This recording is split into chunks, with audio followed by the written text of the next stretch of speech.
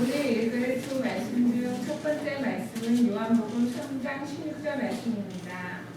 하나님이 세상을 이처럼 사랑하사 독생자를 주셨으니 이는 그를 믿는 자마다 멸망하지 않고 영생을 얻게 하려 하심이라.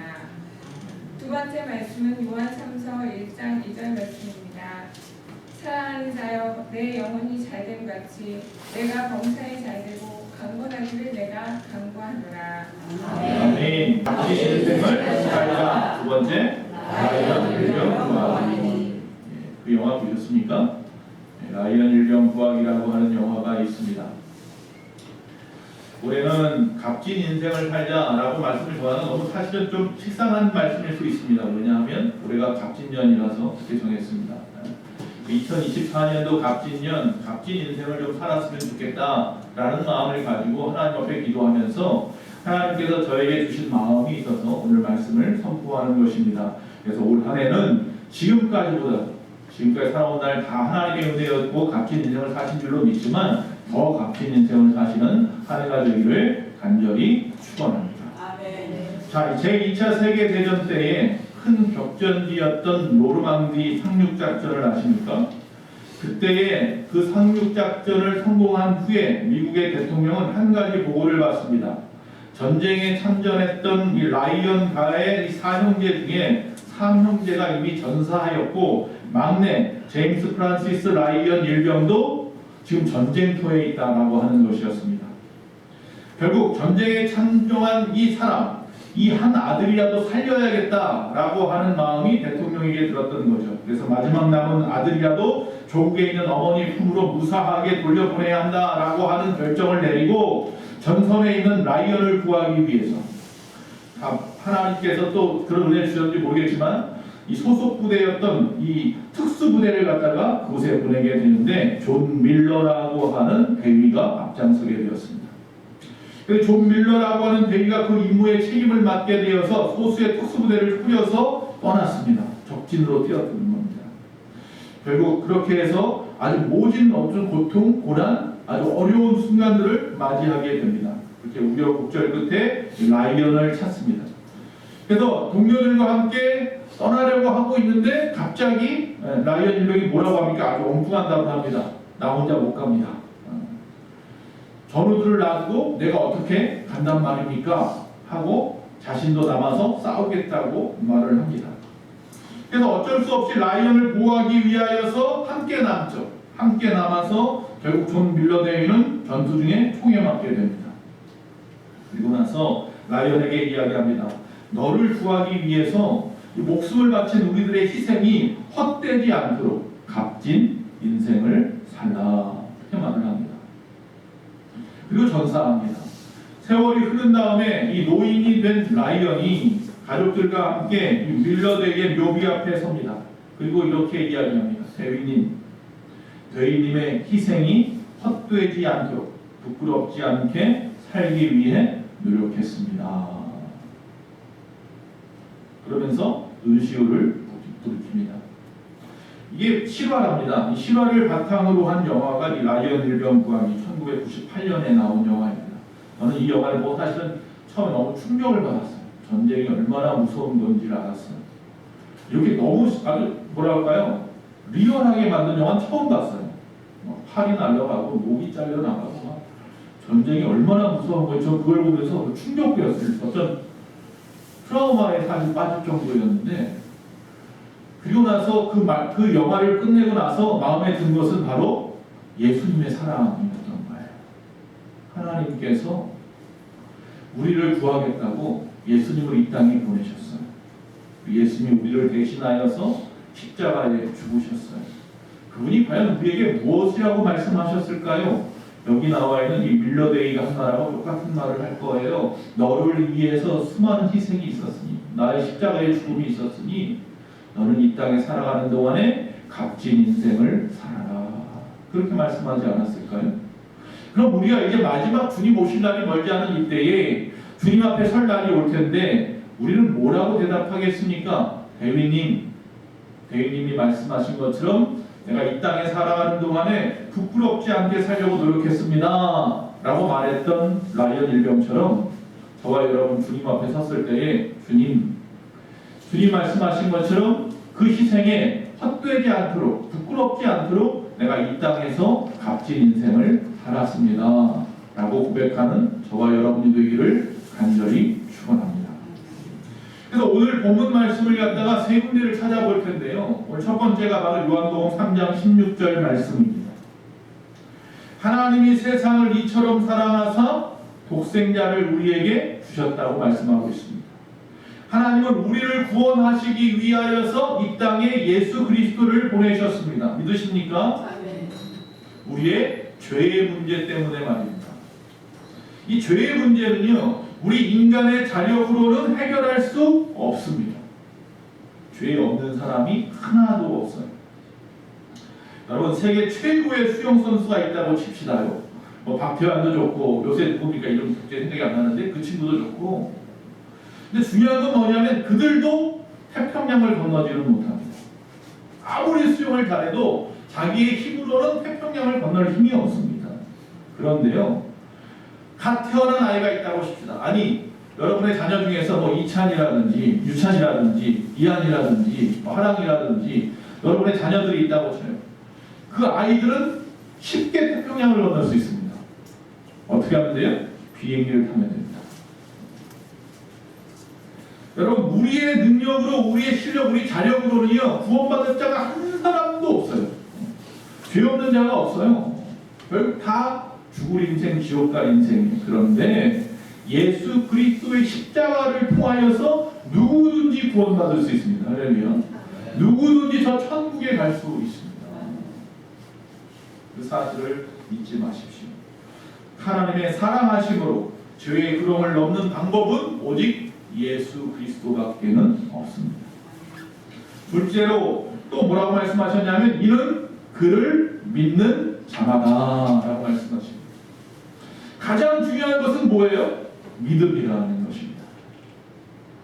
우리의 죄를 예수 그리스도의 그 십자가의 보혈의 피로 깨끗이 씻음받고 우리가 구원받을 수 있다고 하는 믿음이 여러분에게 있습니까? 내 뜻대로 되지 않을 때에 그럴 때마다 하나님을 신뢰하고 하나님을 의지하십니까? 그렇다면 그 사람은 믿음의 사람입니다. 환경을 바라보고 염려하던 내가, 그래서 단 한 걸음도 걷지 못하던 내가 지금 이 순간 믿음으로 다시 일어나는 겁니다. 요한복음 14장 1절에 너희는 마음에 근심하지 말라 하나님을 믿으니 또 나를 믿으라 그랬습니다. 할렐루야. 근심하지 않는 방법이 있습니다. 하나님을 믿고 예수 그리스도를 믿으라 이렇게 말씀합니다. 믿음. 2024년에는 환경이 아니라 나를 구원하신 하나님만 바라보십시오. 하나님께서 나를 죄로부터 또한 눈물과 다툼으로부터 질병으로부터 구원해 주실 것을 믿으시기 바랍니다. 또 세 번째, 믿으면 뭐라고 또 말씀하십니까? 멸망하지 않고 영생을 얻게 하려 하신다라고 말씀하고 있습니다. 우리는 오직 예수 그리스도의 십자가의 보혈로만 구원을 받을 수 있습니다. 우리에게 주어진 모든 은혜는 하나님의 사랑에서부터 시작합니다. 하나님의 그 큰 사랑이 있었기에 지금의 우리가 있는 것입니다. 자식 이기는 부모가 없듯이 더 사랑하는 쪽이 항상 지게 되어 있습니다. 요걸 갖다가 교묘하게 노리는 사람들이 있어요. 가스라이팅을 하고 말이죠. 그래서 문제죠. 가정이 깨어지는 이유들, 남녀간에 문제가 생기는 이유들 다 그런 거 아니겠습니까? 그런데 바로 우리 하나님께서 우리를 더 사랑하셨기 때문에 우리가 하나님 앞에 기도할 때마다 하나님은 져주십니다. 할렐루야. 날 구원하시기 위해서 독생자를 이 땅에 보내주신 그 하나님의 큰 사랑이 깨달아져야 합니다. 여러분, 우리가 철이 없을 때에는요, 하나님, 우리 부모님 앞에 막 따지기도 하고 가출도 하고 욕도 하고 막 그럽니다. 그런데 어느 정도 이제 철이 들어요. 자식이 커가면서 군대도 가고 사회생활도 하고 결혼도 하고 아이도 낳아보고 이제 그러면서 철이 들어요. 그러면서 우리 부모가 나를 얼마나 사랑했는지 깨닫게 되죠. 마찬가지입니다. 나를 구원하신 그 예수님의 그 십자가의 사랑, 그 놀라우신 은혜, 하나님 앞에 우리가 영광을 돌리지 않을 수가 없는 줄로 믿습니다. 세계적인 갈레리아 강수진은 하루도 빼놓지 않고요. 매일같이 10시간씩 연습을 했답니다. 놀라운 일이죠. 여러분 요새 그 유명한 손흥민 같은 경우는 몇 번씩 슈팅 연습을 했다고 그래요? 하루에 1000번씩을 했대요. 오른발잡이에요. 근데 왼발을 잘 쓰기 위해서 1.5배로 왼발로 슈팅을 했대요.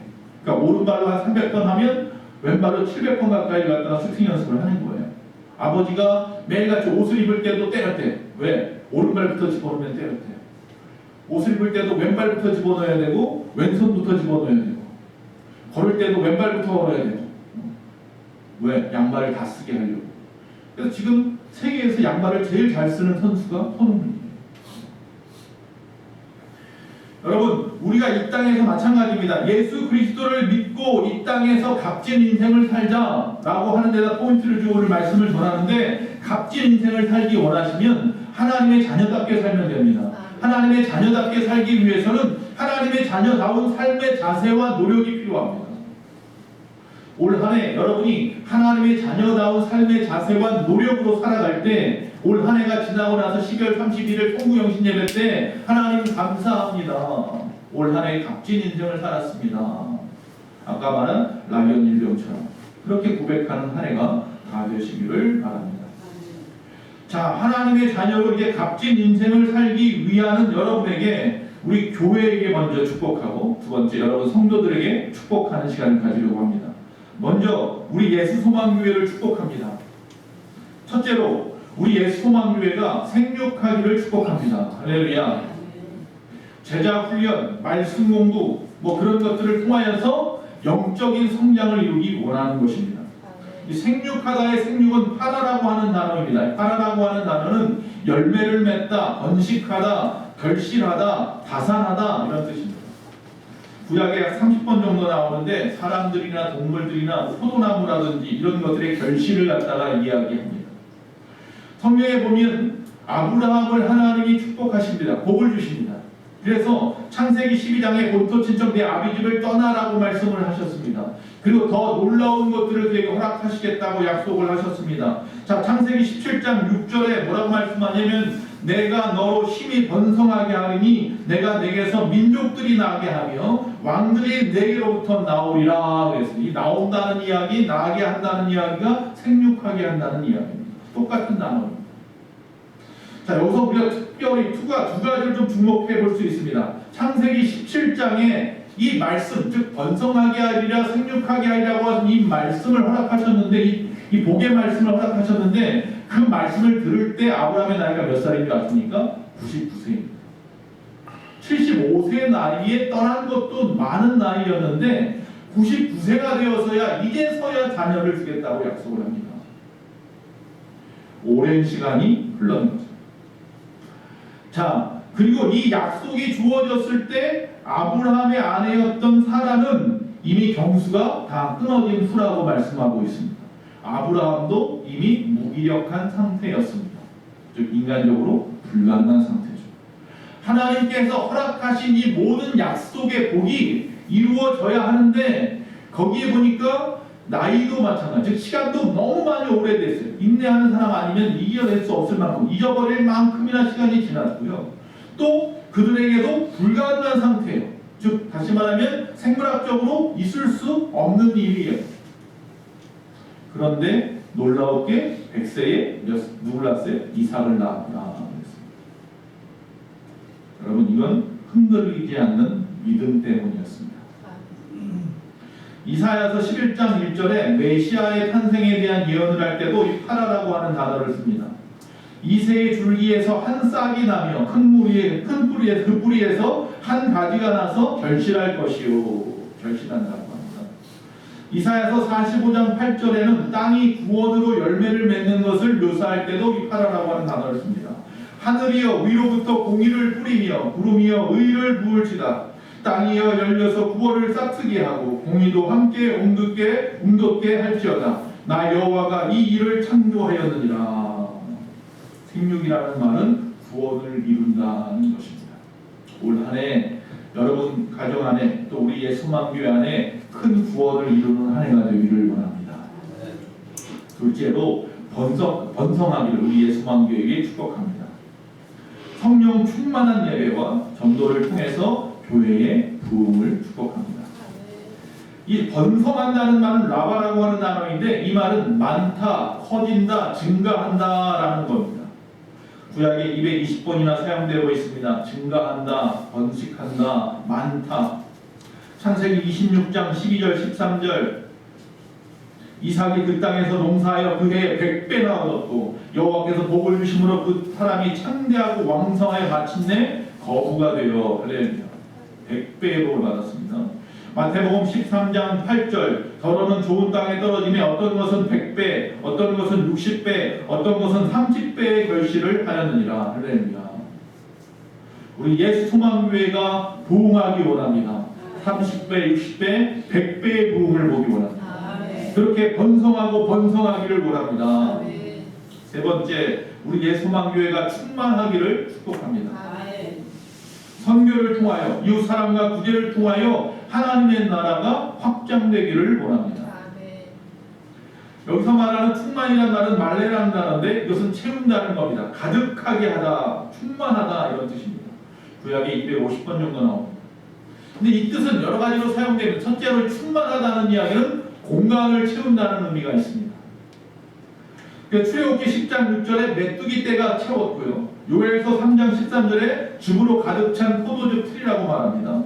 열왕기하 4장 6절에 엘리사의 말을 듣고 가득 찰 때까지 텅 빈 그릇에다가 기름을 쏟아부었던 과부가 나옵니다. 가득 채워지는 것, 아주 가득하게 공간을 채우는 것을 이야기합니다.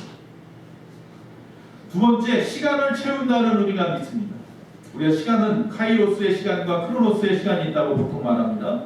크로노스의 시간은 째깍째깍째깍 지금 가고 있는 시간이고요. 카이로스의 시간은 우리에게 의미를 부여한 어떤 시간을 의미합니다. 즉 정해진 때의 완성됨을 나타내는 것입니다. 예를 들어서 창세기 25장 24절에 이삭의 부인 리브가가 해산의 기한이 찬즉 때에 쌍둥이가 있었다라고 말하고 있습니다. 이삭이 누구를 낳았어요? 에서와 야곱을 낳았잖아요. 그 부인 리브가가 그 아이를 탈 때까지 기한을 기다렸다라는 것이고 그 기한이 딱 차니까 드디어 아이를 낳았다라는 이야기죠. 출애굽기 7장 25절에도 보면 여호와께서 나일강에 물을 치신 후에 피로 변하여서 경과한 날이 7일이라 그랬습니다. 일주일 동안 나일강의 물이 피로 변하여서 그들이 마실 수 없었다. 다니엘 10장 3절에 보면 다니엘이 금식을 끝내니 그때가 3주가 되었다 그랬습니다. 즉 3, 7이 20일, 21일간 다니엘이 금식하였다. 기한을 정해놓고 끝낸 거죠. 이와 같이 시간을 채우는 것을 의미합니다. 또 세 번째, 하나님의 편재를 의미합니다. 예레미야서 23장 24절에 보니까 여호와가 말하노라 나는 천지에 충만한 자입니다. 하나님은 천지에 충만하게 채워져 있습니다. 우주적으로 임재하시며 모든 땅을 그의 영광으로 가득 채우시는 것입니다. 그뿐만 아니라 장막을 채우시는 구름처럼 우리 가운데 영광으로 나타나서 그 한 곳을 집중적으로 채워놓기도 하십니다. 우리 예수 소망교회가 그 하나님의 영광이 가득하기를 원하고 하나님의 그 임재로 충만하기를 원합니다. 네 번째, 이 충만하다는 말은 시작된 일을 완성하거나 혹은 약속된 말씀을 성취하는 하나님의 능력을 표현하기도 합니다. 예레미야 44장 25절입니다. 너의 서원을 성취하며 너의 서원을 이행하라 하시느니라. 이 성취라는 말에 충만이라는 단어를 쓰십니다. 또 역대하 36장 21절에 이에 토지가 황폐하여 땅이 안식년을 누림같이 안식하여 70년을 지냈으니 여호와께서 예레미야 입으로 하신 말씀이 이루어졌더라. 역시 마찬가지입니다. 70년 동안 포로 생활을 한다라고 예레미야가 말했던 말씀이 이루어졌다라는 말을 할 때도 역시 마찬가지로 충만이라는 단어입니다. 열왕기상 2장 27절에 아비아다를 쫓아내어 여호와의 제사장 직분을 파면하니 여호와께서 실로에서 엘리의 집에 대하여 하신 말씀을 응하게 함이더라. 솔로몬이 아비아달 제사장을 쫓아냈습니다. 그때에 드디어 엘리 가문이 그 제사장의 직을 다 내려놓은 거예요. 마지막 그 집안의 가문에 있었던 제사장까지 쫓아내버림으로 말미암아서, 즉 다시 말하면 다윗에게 하나님께서 말씀하신 것이 드디어 이루어지고, 죄송합니다. 그 사무엘에게 하신 말씀이 이루어졌더라라는 것이죠.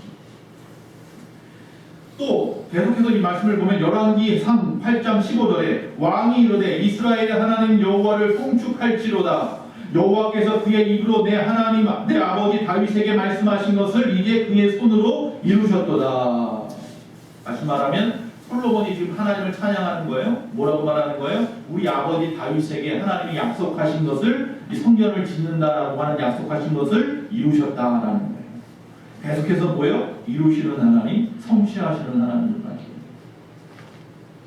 시편 20편 4절과 5절 내 마음의 소원대로 허락하시고 내 모든 계획을 이루어 주시기를 원하노라. 우리가 너의 승리로 말미암아 개가를 부르며 우리 하나님의 이름으로 우리의 깃발을 세우리니 여호와께서 내 모든 기도를 이루어 주시기를 원하노라. 할렐루야. 이처럼 충만하다라는 말은 우리의 시작한 일을 완성하거나 약속된 말씀이 이루어진다, 성취된다라는 것입니다. 다시 말하면 하나님의 능력을 이야기합니다. 우리 예수소망교회에 하나님의 능력이 충만하기를 원합니다.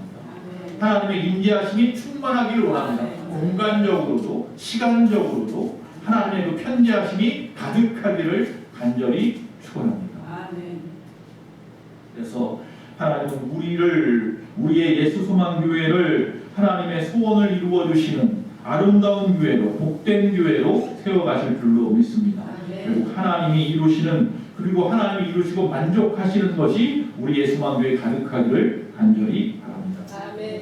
두 번째, 우리 성도님들을 축복하겠습니다. 요한 3서 1장 2절 말씀을 가지고 축복합니다. 첫 번째, 영혼이 잘 되십시오. 아멘. 2024년도 여러분의 영혼이 잘 되시기를 바랍니다. 아멘. 뭐로? 기도와 말씀 묵상으로 성령 충만함으로. 할렐루야. 여러분, 절망하고 있는 제자들에게, 즉 예수님이 죽으시고 절망하고 있는 제자들에게 예수님이 부활하셔서 나타나셨습니다. 놀라운 일이었습니다. 근데 그 예수님이 나타나실 때 제일 먼저 하신 말씀이 평안할지어다 였습니다. 샬롬. 그 이후에 초대교회가 세워졌습니다. 초대교회에 특별히 사도 바울을 비롯한 이 사도들이 편지를 갖다 각 지역의 교회들에게 보냅니다. 항상 보내는 편지의 그 서두에 나와 있는 말은 뭐예요? 은혜와 평강이 있을지어다. 샬롬이었습니다. 카리스와 샬롬이었습니다. 자, 우리가 지금 말씀한 본문에 나와 있는 요한 3서 누가 쓴 거예요? 사도 요한이 썼죠. 이 사도 요한은 자신의 서신인 요한 3서를 통하여서 바울의 식주인이라는 별명을 가지고 있는, 바울을 갖다 열심히 도와준 거야. 자기 지역에 올 때마다 자기 집에 모시고 먹이고 입히고 그가 선교하고 봉사하는 일에 도와주고 헌신했던 사람이죠. 그 바울의 식주인이라는 별명을 가진 가이오에게 하신 말씀이 오늘 말씀이 아무나 이렇게 말하는 게 아니라 이런 사람에게 하나님의 말씀이 이루어지는데 그가 바로 내 영혼이 잘 되는 복을 받은 사람이에요. 샬롬입니다. 여러분, 샬롬의 시작은 영적인 샬롬부터입니다. 내 영혼이 잘 되는 것부터입니다. 여러분이 올 한 해 평안하기 원하십니까? 먼저 여러분의 영혼이 잘 되기를 위하여 기도하십시오. 하나님과의 관계 때문에 평안해야 됩니다. 영적으로 그렇게 되었을 때에 강건해지는 것입니다. 즉 외적인 일은 잘 풀리는데 영혼의 평안이 없다면 그건 평안한 것이 아닙니다. 외적인 일은 좀 안 되어도요, 내 영혼에 평안이 있다면 그건 정말 평안입니다. 가요의 어떤 부분 때문에 요한이 영혼이 잘 되었다라고 칭찬할까요? 바울이 세례를 주었던 사람이 몇 사람 없습니다.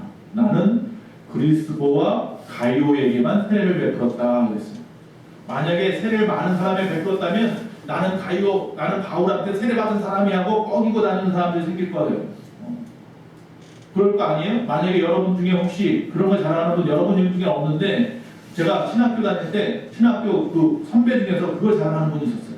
뭘 잘하는 줄 아세요? 나는 조용기 목사님한테 세례 받았어. 그거를 갖다 뭐 수없이 이야기하고 다녀요. 그러니까 나는 하나님의 구원은 하나님이 주시는 건데 누구한테 세례 받는 게 그렇게 중요한가? 속으로 그렇게 생각하면서도 그 사람은 그게 아주 자부심이더라고요. 그런 사람이 있을까봐, 그건 지금 목회 안 하는데, 그런 사람이 있을까봐 가이오와 그리스도에 일어나는 세례를 준 사람이 없다. 바울은 오히려 그걸 자랑했어요. 근데 그 둘 중에 한 사람이 바로 가이오. 그래서 이 사람은 마게도냐 사람, 고린도 사람인데 그 사람은 자기네 집을 교회처로 내려놓고요. 거기서 바울을 갖다가 자기 집에 기거하게 하였고 로마서를 거기서 썼다고들 이야기해요. 또 바울은 3차 전도여행까지 했죠. 그 3차 전도여행 때 에베소에 있을 때에 이 바울과 아리스다고와 이 가이오가 폭도들에 의해 가지고 연극장에 끌려가서 거의 매를 맞으면 죽을 직전까지 되었을 때에 그곳에 있었던 사람이 가이오예요. 그런 가이오예요. 그래서 요한 3서 5절 6절에 보니까 사랑하는 자여 내가 무엇이든지 형제고 나그네 된 자들에게 행하는 것은 신실한 일이니 그들이 교회 앞에서 너의 사랑을 증언하였느니라 이렇게 말하고 있어요. 가이오를 칭찬하는 거예요. 지금 요한. 즉 여기서 말하는 나그네는 누구냐면 순회 전도자예요. 바울과 같이 전도하려고 온 세상을 다니는 사람들이에요. 이런 사람들이 자기에게 올 때마다 극진하게 대접을 하는 거예요. 자기 집을 열어놓고 도와주는 거예요. 힘이 되려고 노력했던 거예요. 그래서 이 사도 바울은 그걸 너무나 잘 알아서 칭찬하지 않을 수가 없어요. 그의 귀에까지 들려오는 거예요. 야, 가이오가 있는 지역만 가면 전도자들이 극진히 대접을 받고 위로를 얻어 또 새로운 힘을 얻어서 또 열심히 나가서 복음을 전한다. 그 이야기에 들렸어요. 그러니까 얼마나 기분이 좋아요. 그러니까 축복 안 해주고 축복하고 싶겠죠, 당연히. 그래서 이야기하는 거예요. 네 영혼이 잘 되었구나. 근데 그 영혼이 잘 되는 것에 대한 이야기는 그의 섬김, 그의 대접, 함께하는 합력함 이런 것들을 보고 이야기하는 거예요. 하나님의 일을 한 것이라고 칭찬합니다. 하나님의 일을 한다라는 이야기는 그 영혼이 평안한 자, 다시 말하면 그 영혼이 잘 되어진 자예요. 올 한 해 여러분 모두는 가이오와 같은 섬김과 동역으로 하나님의 일을 열심히 함으로 영혼이 잘 되는 한 해가 되기를 축원합니다. 두 번째, 범사에 잘 되십시오. 할렐루야. 아멘한 사람에게는 범사가 잘 될지어다. 다시 한번 합시다. 범사에 잘 되십시오. 아멘. 전능하신 하나님을 전적으로 신뢰함으로 잘 되십시오. 아멘. 여기서 이 잘 되다라고 하는 말은 유오도라는 말이에요. 이것은 여행을 잘하다 이런 뜻이에요. 범사에 잘 되십시오라는 말은 다른 말로 말하면 범사에 좋은 길로 인도받으십시오 이런 말이에요. 마태복음 25장 15절에 보면 각각 그 재능대로 한 사람에게는 금 5달란트를, 한 사람에게는 2달란트를, 한 사람에게는 1달란트를 주고 떠났더니 이렇게 되어 있습니다. 자, 어떤 주인이 자기의 종들한테 달란트를 그렇게 주고 떠났어요. 큰 돈이에요. 수십억이에요. 자, 그 돈을 갖다 맡겨놓고 떠났어요. 이 말씀을 왜 예수님께서 굳이 제자들에게 할까요? 주님은 우리의 일상적인 필요에 대해서 무관심한 분이 아니에요. 우리의 필요를 너무나 잘 알고 계신 분이고 거기에도 관심이 있으세요. 그저 우리가 영적인 부분에만 하나님이 관심이 있다고 착각하지 마세요. 우리 하나님은 영적인 일뿐만 아니라 우리의 일상적인 일에 대해서도 관심이 있고 우리가 일상적인 일에서도 성공하기를 원하십니다. 즉 주님이 주신 그 재능으로 우리가 좋은 사업가도 되기를 원하시고 우리가 좋은 일꾼이 되기도 원하십니다. 매일의 일을 하나님이 주시는 그 큰 복을 받아서 누리는 생활을 하기를 또한 원하십니다. 올 한 해도 매일의 일에 하나님의 큰 복을 받아서 범사에 좋은 길로 인도받으시는 성도님들이 되시기를 축복합니다. 세 번째, 강건하십시오. 뭐 하라고요? 강건하십시오. 영, 육, 혼, 전인격적인 치유, 회복이 있기를 간구합니다. 출애굽기 15장 26절에 보니까 이르시되 너희가 너희 하나님 나 여호와의 말을 들어 순종하고 내가 보기에 의를 행하며 내 계명에 귀를 기울이며 내 모든 규례를 지키면 내가 애굽 사람에게 내린 모든 질병 중 하나도 너희에게 내리지 아니하리니 나는 너를 어떻게 한다고요? 치료하는 여호와입니다. 하나님은 우리의 건강에도 관심이 있습니다. 최선의 건강을 누리기를 원하십니다. 몸도 마음도 항상 다 잘 되기를 원하십니다. 그래서 몸과 마음의 밀접한 관계 때문에 먼저 영혼이 잘 될 때 육체도 강건합니다. 나쁜 육체의 습관은 신앙생활에 악영향을 주기도 합니다. 그래서 자신을 아끼고 자신을 귀히 여겨야 합니다. 올해도 성령의 도우심으로 건강한 한 해가 다 되시기 바랍니다. 아멘. 성도의 이 영적인 상태, 평안이요, 그리고 범사, 그리고 강건함, 이것이 중요한 건 뭐냐면 평형을 잘 이루어야 합니다. 그래서 항상 서로가 이 평형을 이루려고 노력은 하지만 우리가 원하는 것만큼 평형을 이루지는 못할 수도 있어요. 즉 우리가 건강이 어려울 수도 있고, 또는 물질적으로 어려울 수도 있고, 내 영혼이 잘 되어진 것처럼 살아야 하는데 영혼이 피폐할 수도 있어요. 그 누가 노리는 거냐면요, 사탄이 노리는 수예요. 우리가 그럴 수 있다는 것은 인정합니다. 우리가 살아가면서 어떻게 맨날 건강할 수만 있으면 좋겠지만 그렇지 않을 수도 있잖아요. 또 물질적으로 갑자기 어려움을 당할 수도 있잖아요. 그럼 그 사람은 죄를 많이 지어서 그렇습니까? 아니라니까요. 성경에 보니까 그렇다고 말하는 부분이 어디에도 없어요. 물론 내가 실수하고 내가 잘못된 길로 가다가 어려움을 당할 수도 물론 있습니다. 건강하지 않은 것, 좋지 않은 것, 세상에서 말하는 것들, 좋지 않은 내 몸을 아주 삭히 만드는 앞에서 아까 누가 우리 찬양인 거 할 때 담배 이야기하고 술 얘기하고 그러던데 그런 거, 마약 같은 거, 아주 짠 거, 아주 단 거, 이런 거 좋아하잖아요. 그런 거 좋아하면서 나는 예수 잘 믿으니까 건강하기로 합니다. 그건 아니에요. 내가 정말 노림수나 바라고 노행이나 바라고 투기하고 사기치고 거짓말하고 그러면서 잘 되기를 바라는 분들이 있어요. 그건 또 하나님이 원하는 거 아닐 거예요. 교회도 안 나오고 기도도 안 하고 말씀도 안 보고 그러면서 내 영혼이 잘 되기를 원하는 사람이 있다면 그것도 또 역시 하나님이 원치 않을 거예요. 여러분, 성도의 영적인 상태와 범사와 건강의 형편이 항상 일치하지는 않지만 성도의 생활과 건강 그리고 또한 영적인 번영은 함께 해야 되는 것이고 하나님으로부터 복을 받을 대상인 것은 맞아요. 그래서 항상 하나님 앞에 구하세요. 사도 요한이 여기서 범사에 잘 되고 강건한 것에 대하여 최대의 관심을 두는 것 같아 보이지만 그렇지 않습니다.